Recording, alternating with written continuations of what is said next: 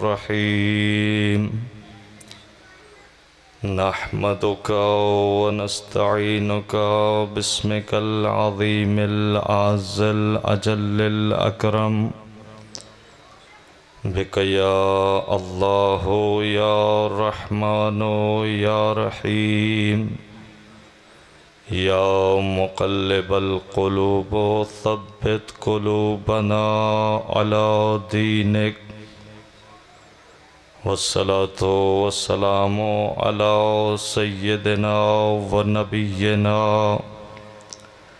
وشفيع ذنوبنا وطبيب نفوسنا أبي القاسم محمد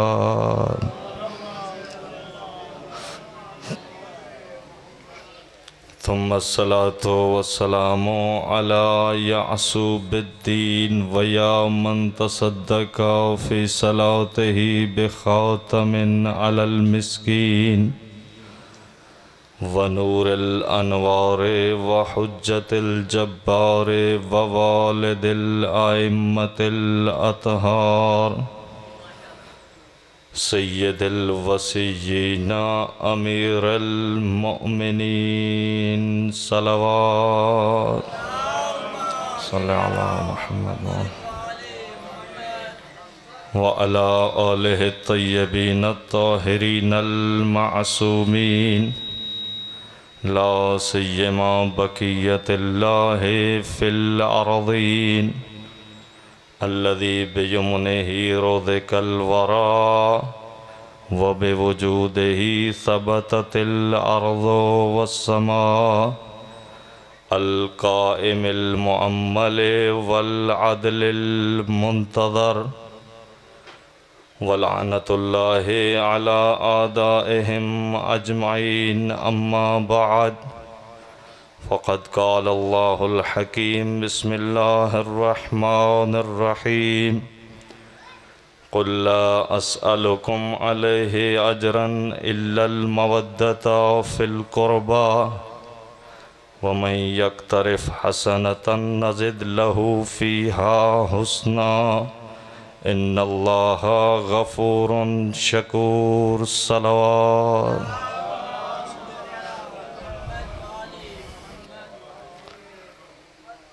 سب سے پہلے دعا ہے کہ اللہ رب العزت اس صفحِ اعضاء کو عبادت میں شمار فرمائے، بانی مجلس کی اس کاوش کو مالک اپنی بارگاہ میں عبادت میں شمار فرمائے، آپ تمام احباب کا یہاں جمع ہونا مالک عبادت میں شمار فرمائے، جو مومنین حوائج شرعیہ رکھتے ہیں مالک ان کی حوائج کو پورا فرما، جو بیمار ہیں شفا عطا فرما، جو بے روزگار ہیں ان کو رزق عطا فرما۔ پروردگارہ بحق محمد و اہل بیت محمد ملجا و ماوا امام زمانہ علیہ السلام کے ظہور میں تعجیل فرما۔ ان تمام دعاؤں کی قبولیت کے لیے بآواز بلند صلوات اللہ۔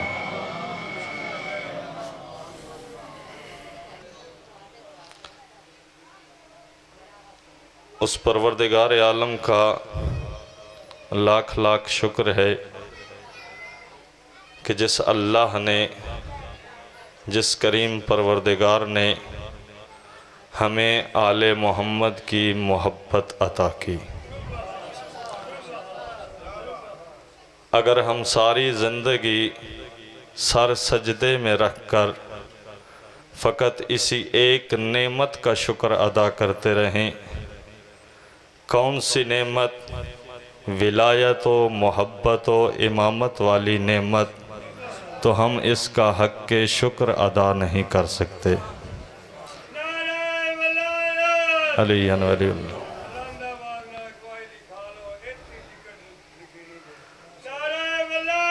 علی ولی اللہ جل اللہ جل اللہ جل اللہ یا علی یا علی یا علی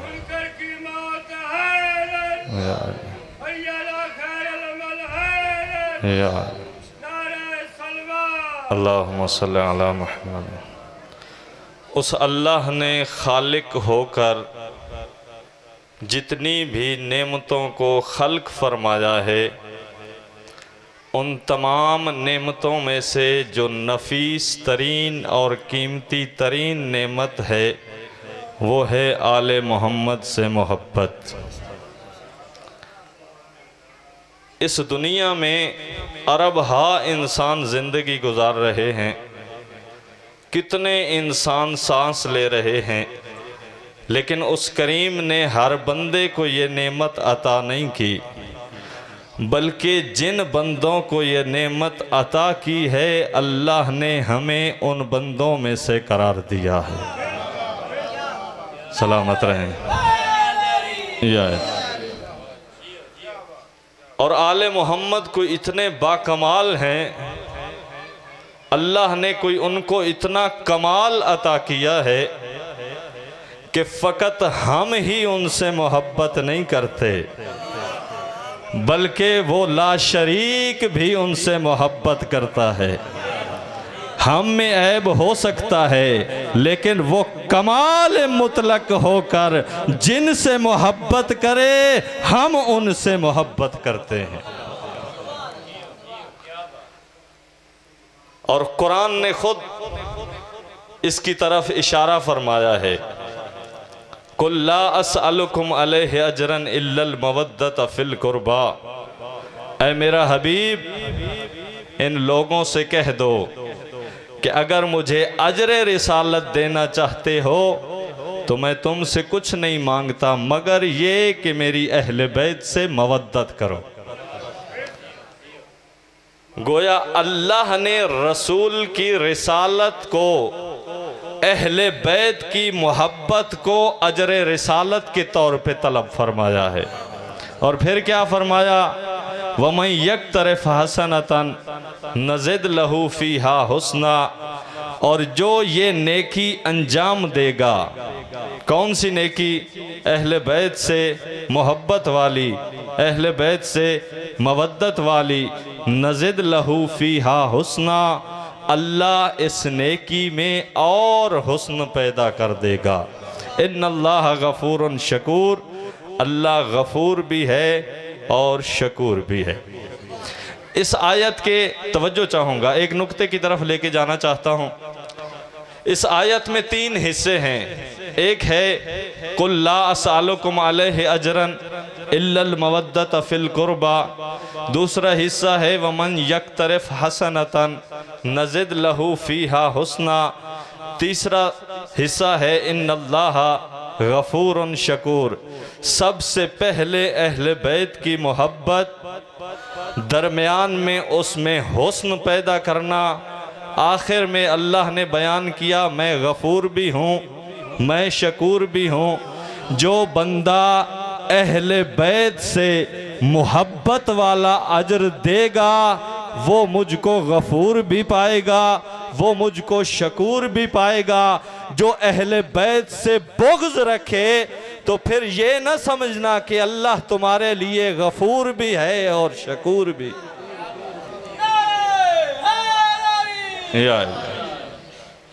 اللہ غفور ہے، میں شکور ہوں، غفور ہوں، مگر اس بندے کے لیے کہ جو اہل بیت سے محبت والا اجر انجام دے گا۔ جابر بن عبداللہ انصاری پیغمبر اکرم کے پاس تشریف فرما تھے، عرض کرتے ہیں یا رسول اللہ من قرابتک الذین وجبت علینا مودتہم۔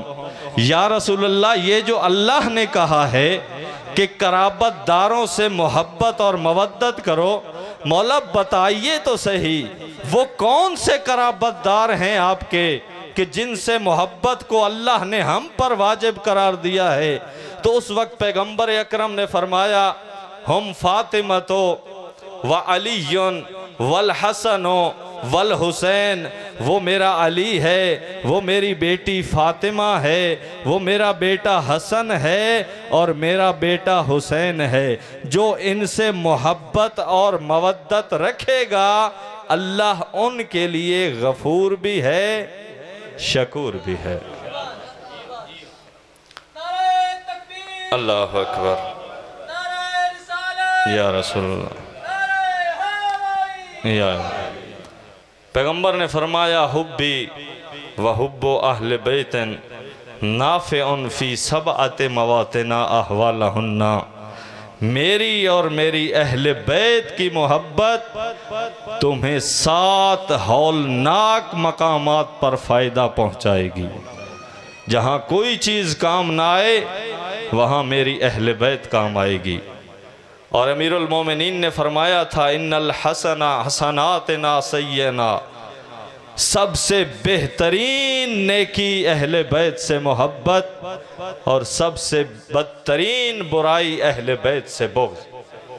اسی لیے پیغمبر نے فرمایا تھا ما بال اقوام اذا ذکر ابراہیم فرحوا واستبشروا وَإِذَا ذُكِرَ آلُ مُحَمَّدٍ اشْمَعَزَّتْ قُلُوبُهُمْ، کیا ہو گیا ہے میری قوم کو جب ابراہیم اور آل ابراہیم کا ذکر ہو تو ان کے دل خوش ہوتے ہیں، لیکن جب آل محمد کا ذکر ہو تو ان کے دل تنگ کیوں پڑ جاتے ہیں؟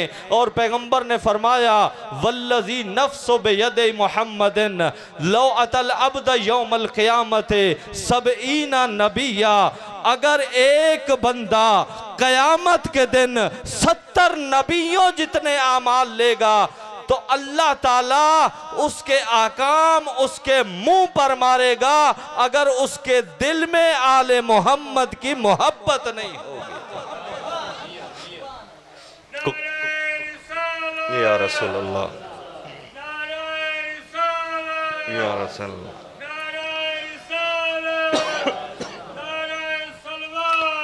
اللہم صلی علی محمد۔ کوئی ضرورت نہیں ہے تو مجھے ایسے اعمال کی، اور نبی 70 انبیاء کا عمل، 70 انبیاء، ہم تو ایک نبی جیسا بھی عمل انجام نہیں دے سکتے۔ آغا خمینی نے اپنی چہل حدیث میں ایک جملہ نقل فرمایا ہے، وہ لکھتے ہیں کہ پاک پیغمبر کی ہستی کو چھوڑ کے، بور تو نہیں ہو رہے، پاک پیغمبر کی ہستی کو چھوڑ کے اگر آدم سے لے کر قیامت تک جتنے انسان ہیں، اور فقط انسان نہیں ملائکہ بھی شامل کر لیں، کوئی ایک میں اتنی جرت نہیں ہے کہ وہ علی امیر المومنین جیسی ایک تکبیرۃ الاحرام کہہ دے۔ معصوم کا عمل معصوم جیسا، ہم خاکی کہاں پہنچ سکتے ہیں؟ امام باقر علیہ السلام کے پاس وآل محمد خراسان سے ایک بندہ آیا، حالت کیا ہے؟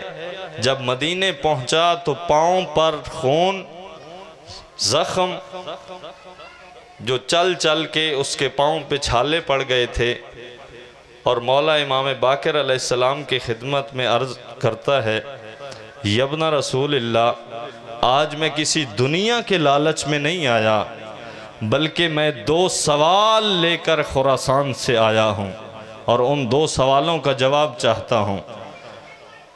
کیا سوال کیا اس نے؟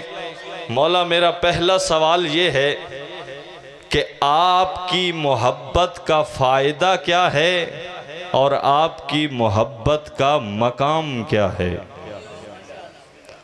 میرے آقا نے فرمایا جہاں تک تو نے پہلا سوال کیا ہے حل الدین الا الحب، اگر پورے دین سے ہماری محبت کو نکال دو باقی دین میں رہ کیا جاتا ہے؟ اور دوسرا سوال جو تو نے کیا ہے کہ آپ کی محبت کا فائدہ کیا ہے، مقام کیا ہے؟ لو احبنا حجرن لحشرہ اللہ معنا یوم القیامہ، اے بندہ خدا تو انسان ہے، اگر پتھر بھی اس دنیا میں ہمارے ساتھ محبت کرے تو اللہ قیامت کے دن اسے ہمارے ساتھ محشور فرمائے گا۔ انسان کجا؟ اور ایک محب علی کیسی محبت کرنی چاہیے اہل بیت سے؟ امیر المومنین ممبر پہ جلوہ افروز ہیں، کچھ لوگ بیٹھے ہیں، عرض کرتے ہیں یا علی، آپ کے ایک چاہنے والے نے، آپ کے محب نے، آپ کے شیعہ نے، آپ کے نام لیوا نے ایک چوری کی ہے۔ میرے آقا فرماتے ہیں بلاؤ اس کو۔ جب اس بندے کو بلایا گیا، میرے آقا پوچھتے ہیں اے بندہ خدا تو نے چوری کی ہے؟ اب علی سے محبت کا دم برتا تھا، علی کا شیعہ تھا، علی کا محب تھا، اتنی معرفت تو رکھتا تھا کہ ان سے کوئی چیز پوشیدہ نہیں ہے، میں کوئی اور جواب نہیں دے سکتا، جھوٹ بھی نہیں بول سکتا، اگر جھوٹ بولوں گا علی مولا کو پہلے پتہ ہے، لہٰذا علی والوں کا شیوا ہے سچ بولنا۔ عرض کرتا ہے جی مولا میں چوری کر بیٹھا ہوں۔ جب مولا نے دوسری دفعہ پوچھا، عرض کرتا ہے جی مولا چوری کر بیٹھا ہوں۔ جب تیسری دفعہ پوچھا، کہا میں چوری کر بیٹھا ہوں، اس وقت اقرار کے طور پر میرے آقا نے اس کے 4 انگلیاں کاٹ دیں۔ اس بندے نے انگلیاں ہاتھ میں لی، ایک ہاتھ سے خون بہ رہا ہے، مسجد کوفہ سے باہر نکل گیا، سامنے دشمن علی تھا، اس نے دیکھا آج علی نے کیا ہے اس پہ ظلم نہیں حد جاری کی ہے، آج اس کی زبان علی کے خلاف بولے گی، کیوں نہ اس کو اپنی طرف لے لیا جائے۔ آکے کہتا ہے اے حبشی یہ تیرا ہاتھ کس نے کاٹا؟ بجائے علی کی شکایت کرنے کے علی کا قصیدہ پڑھنے لگ گیا۔ کہتا ہے سن ابن قوہ قد قطع یمینی امیر المومنین یاسوب المسلمین قائد الغر المحجلین خاتم الرسول زوج البطول الناطق بالصداد الہادی الی الرشاد رجل شجاع وفا اخو رسول اللہ علی بن ابی طالب۔ میرا ہاتھ کاٹا مومنوں کے امیر نے، میرا ہاتھ کاٹا سجدہ گزاروں کی زینت نے، میرا ہاتھ کاٹا بھائی رسول نے، داماد بطول نے، میرا ہاتھ کاٹا اس نے جس کی زبان صداقت کے سوا کچھ بولتی نہیں ہے، ہمیشہ اس نے آخرت کی طرف ہدایت کی ہے۔ میرا ہاتھ کاٹا رسول اللہ کے بھائی علی بن ابی طالب نے۔ یا علی، وہ حیران رہ گیا، علی کا ماننے والا، آج اس کی زبان تو مخالفت میں بولنی تھی، یہ تو علی کے قصیدے پڑھ رہا ہے۔ جب بندوں نے کہا کہ مولا جس پر آپ نے حد جاری کی ہے وہ تو آپ کے قصیدے پڑھ رہا ہے، میرے آقا نے کہا بلاؤ اسے۔ جب اس کو بلایا گیا، میرے آقا نے کہا کٹی ہوئی انگلیاں کہاں ہیں وہ مجھے دو۔ مولا نے کٹی ہوئی انگلیاں لیں، ہاتھ کے ساتھ انگلیاں رکھیں، اوپر رومال رکھا، جب رومال ہٹایا تو اس کا ہاتھ سالم تھا۔ ہاتھ کاٹنا علی کا عدل تھا اور ہاتھ جوڑنا علی کا فضل تھا۔ اور میرے آقا نے فرمایا تھا کہ یہ جو میرے ہاتھ میں تلوار ہے اس کی طرف اشارہ کر کے کہا تھا لو ضربت خیشوم المؤمن بسیفی ھذا الا ان یبغضنی ما ابغضنی ولو سببت الدنیا بجماتها علی المنافق الا ان یحبنی ما احبنی لانہ قضی فانقضا علی لسان النبی الامی یا علی لا یحبک الا مومن ولا یبغضک الا منافق۔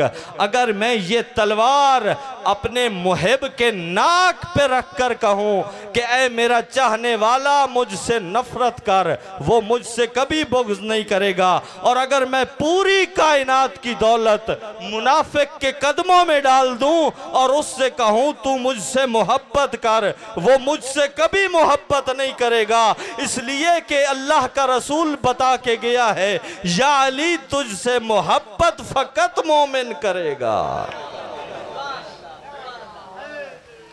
یا علی تجھ سے بغض فقط منافق کرے گا۔ ایسا محب ہونا چاہیے، یہ تو ہے نا ماننے والوں کی محبت۔ آئیے تاریخ میں ایک چیز آپ کو بتاؤں کہ جو نہیں مانتے تھے ان کے دین پہ نہیں تھے لیکن محبت تھی، جس کو مدینہ والوں نے بھی کہا نجران کے عیسائی پہنچ گئے ہیں مباہلہ۔ جب وہ آئے مدینہ والے دیکھ رہے تھے، کہتے ہیں کنویں پہ انہوں نے غسل کیا، ایک جماعت تھی پوری، ریشمی ردائیں اور چادریں پہنی، ہاتھوں میں سونے کی انگوٹھیاں پہنی، گلے میں صلیب پہنا، اور آئے ہیں مسجد نبوی کے کونے پر۔ ادھر کچھ ساز بجانا شروع کیے، ان کی کوئی عبادت کا اپنا طریقہ ہوگا۔ صحابی آ کے پیغمبر اکرم کے کان میں کہتے ہیں یا رسول اللہ ان کو منع فرمائیے۔ پیغمبر اکرم فرماتے ہیں ان کو کرنے دو جو یہ کر رہے ہیں، جب میرے پاس آئیں گے تو پیغام مل جائے گا۔ جب وہ ساز اور وہ طریقہ انہوں نے مکمل کر لیا، پھر آئے پیغمبر کے پاس، سلام دیا، پیغمبر نے کوئی جواب نہیں دیا۔ توجہ چاہوں گا، دائیں طرف سے آتے ہیں پیغمبر بائیں کروٹ بدل لیتے ہیں، بائیں طرف سے آتے ہیں پیغمبر دائیں کروٹ بدل لیتے ہیں، حیران پریشان۔ رسول نے خود خط لکھ کے بلوائے، اب سلام ہی نہیں کر رہے، پنجابی میں اگر کہوں تو متھے ہی نہیں لا رہے۔ آئے باہر، حضرت عثمان سے ملاقات ہوئی، سارا ماجرا بیان کیا، پیغمبر نے خود خط لکھا تھا، اب آئے ہیں پیغمبر سلام کا جواب ہی نہیں دیتے، ملنا بھی نہیں چاہتے۔ کہا آج تک تاریخ میں اتنا اخلاق کا پیکر نبی آج تک ہم نے یہ کام نہیں دیکھا جو پیغمبر اب کر رہے ہیں، یہ ممکن نہیں ہے۔ عبد الرحمن بن عوف وہ آئے، کہا میں نے آج تک نہیں دیکھا پیغمبر کو ایسا کرتے ہوئے۔ جتنے بھی تھے ماشاءاللہ سیانے تھے، اس وقت مل کے فیصلہ کرتے ہیں کہ اب کیا کیا جائے۔ تو حضرت عثمان اور عبد الرحمن بن عوف کہتے ہیں کہ آئیں اس کے در پہ جاتے ہیں کہ جو مزاج شناس نبوت ہے۔ آئے علی مولا کے در پہ، سارا ماجرا بیان کیا، یا علی ہم جاتے ہیں پیغمبر کے پاس، وہ بائیں کروٹ پھیر لیتے ہیں، پھر دائیں کروٹ پھیر لیتے ہیں، وہ سلام کا جواب ہی نہیں دیتے، اب آپ ہی بتائیے ہم کیا کریں۔ صلوات بر محمد و آل محمد۔ اب آپ ہی بتائیے ہم کیا کریں۔ علی مولا نے سر سے لے کر پاؤں تک دیکھا، اور میرے آقا نے ایک جملہ ارشاد فرمایا، کیا اسی حالت میں گئے تھے؟ کہا جی مولا اسی حالت میں گئے تھے۔ کہا یہ ریشمی چادریں اتارو، سونے کی انگوٹھیاں اتارو، صلیب گلے سے اتارو، سوالی بن کے جاؤ، فرعون بن کے پیغمبر کی بارگاہ میں نہ جاؤ۔ اور میں ابو طالب کا بیٹا وعدہ کرتا ہوں پھر پیغمبر اٹھ کے استقبال کریں گے۔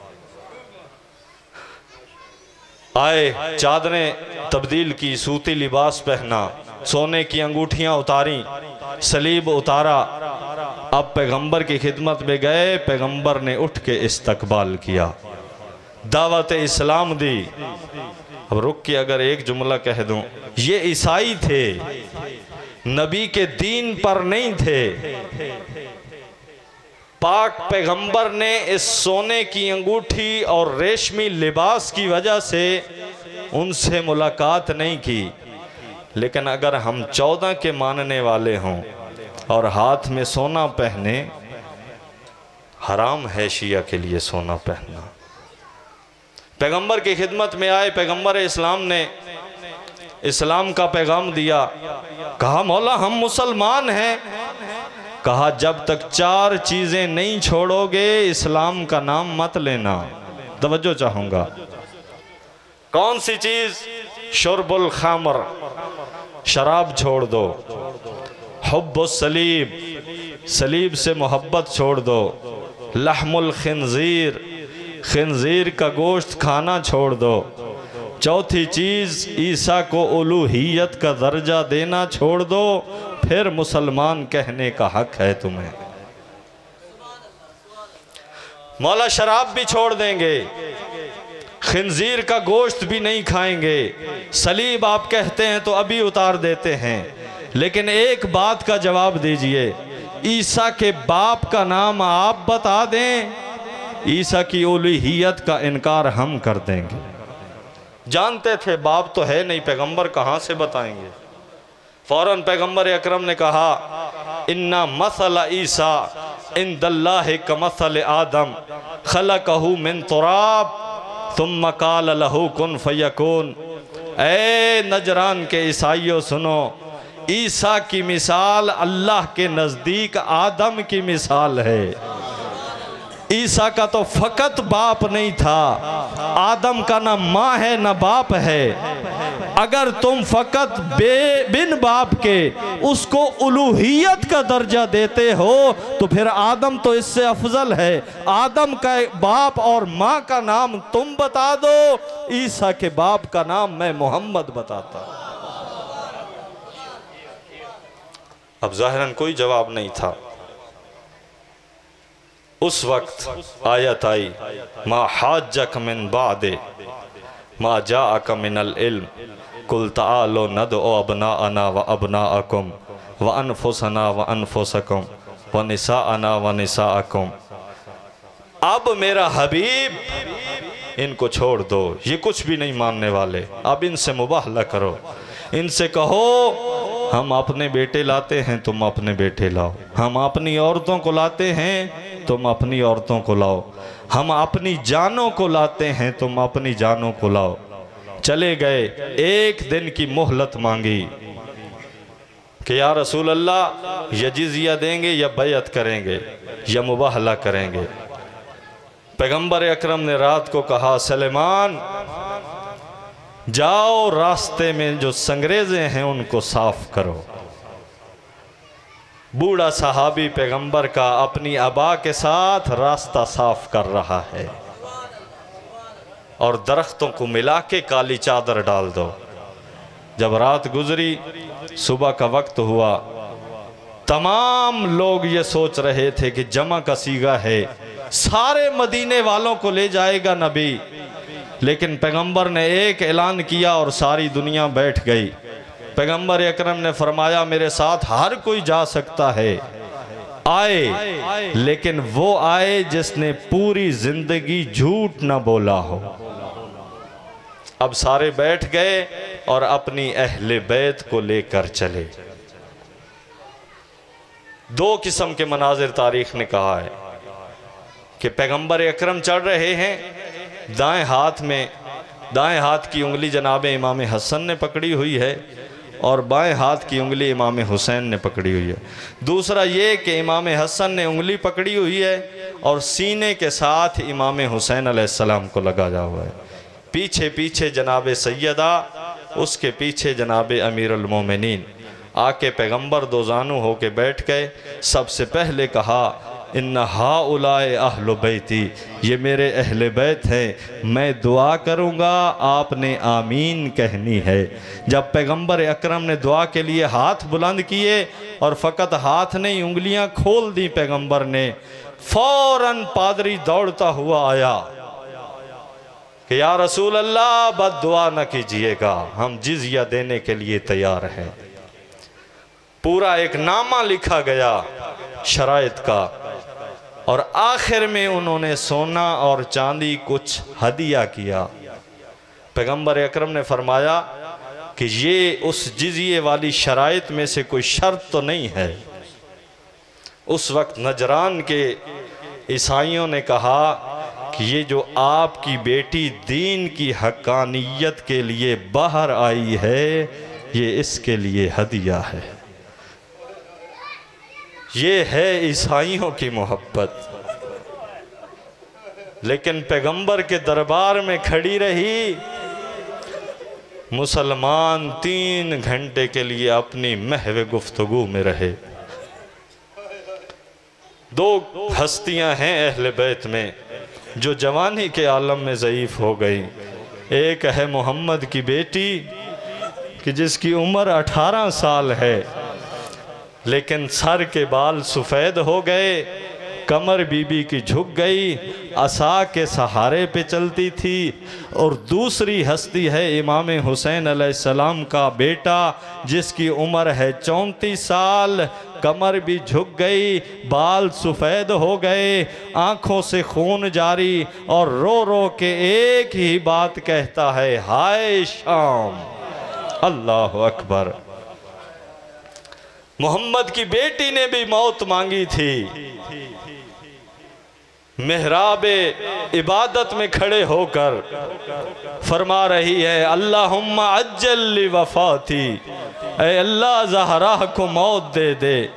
عزاداروں میں آپ سے پوچھتا ہوں، جس بی بی کے چھوٹے چھوٹے بچے ہوں، عمر 18 سال ہو، وہ کوئی موت کی دعا مانگا کرتی ہے، لیکن کیا مجبوری تھی؟ اتنا ظلم کیا تھا مسلمانوں نے۔ پیغمبر کی بیٹی قبر پہ آ کے کہتی ہے، بابا صبت علیہ مصائب لو انہا صبت علی الایام سرنا اللیالیا۔ بابا ذرا قبر سے باہر آنا، آ دیکھ تیری بیٹی پہ کتنے ظلم ہوئے ہیں، اگر یہ ظلم راتوں پہ ہوتے دنوں میں تبدیل ہو جاتے۔ اور امام حسین کے فرزند امام سجاد علیہ السلام بھی، انہوں نے بھی موت مانگی ہے، لیکن وہ وقت ایسا تھا جب شامیوں کا مجمع تھا، شام کی گلیاں تھیں، پھوپھی رسن پہنے ہوئے تھی اور لوگوں کی بھیڑ تھی۔ اس وقت سید سجاد نے رو کے کہا، یا لیتنی لم تلدنی امی، اے اللہ اگر سجاد مر جاتا تو بہتر تھا، آج بے ردا پھوپھیوں کو نہ دیکھتا، یہ شام کا بازار نہ دیکھنا پڑتا، یہ یزید کا دربار نہ دیکھنا پڑتا۔ لعنت اللہ علی قوم الظالمین وسیعلم الذین ظلموا ای منقلب ینقلبون۔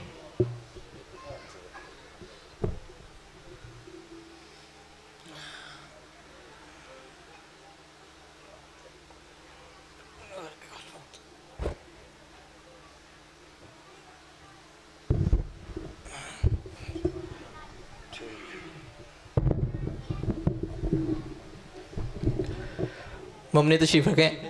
یہ تھے جناب سید مطلوب حسین نقوی صاحب، جو کہ اپنے مخصوص انداز میں اپنی نماز ولایت کا سجدہ ادا کر رہے تھے۔